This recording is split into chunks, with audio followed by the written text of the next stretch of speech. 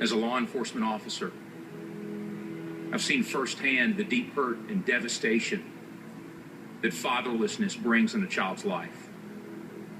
Our prisons are full of men and women who have lived recklessly after being abandoned by their fathers, wounded by the men who should have loved them the most. Many of these children now follow the same pattern of irresponsibility that their fathers did. While so many mothers have sacrificed to help their children survive, they were never intended to carry the weight alone. We thank God for them. But research is proving that a child also desperately needs a daddy. There's no way around this fact. As you know, earlier this year, my family endured the tragic loss of our 9-year-old daughter, Emily.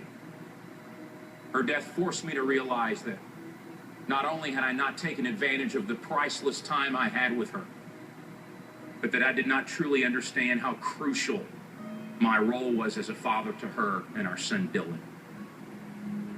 Since her passing, I've asked God to show me through His Word how to be the father that I need to be.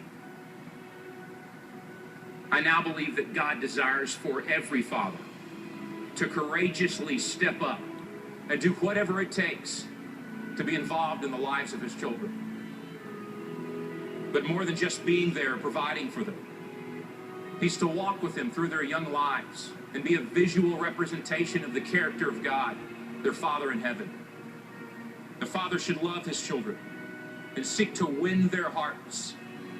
He should protect them, discipline them, and teach them about God. He should model how to walk with integrity and treat others with respect. He should call out his children to become responsible men and women who live their lives for what matters in eternity. Some men will hear this and mock it or ignore it.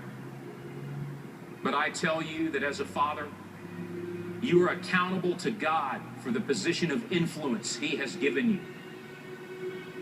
You can't fall asleep at the wheel, only to wake up one day and realize that your job or your hobbies have no eternal value, but the souls of your children do. Some men will hear this and agree with it, but have no resolve to live it out. Instead, they will live for themselves and waste the opportunity to leave a godly legacy for the next generation.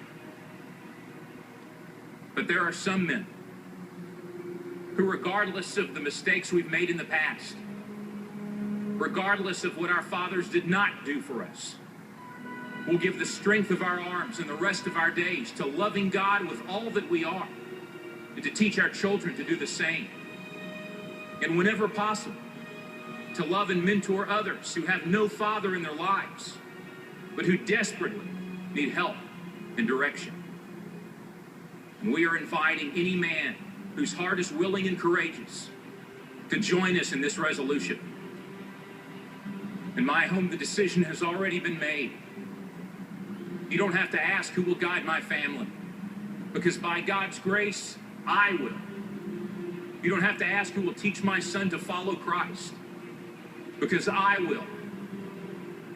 Who will accept the responsibility of providing and protecting my family? I will. Who will ask God to break the chain of destructive patterns in my family's history? I will. Who will pray for and bless my children to boldly pursue whatever God calls them to do? I am their father. I will. I accept this responsibility, and it is my privilege to embrace it. I want the favor of God and His blessing on my home. Any good man does.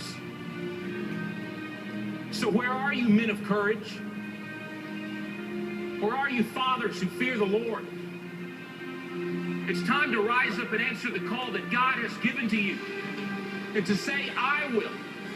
I will.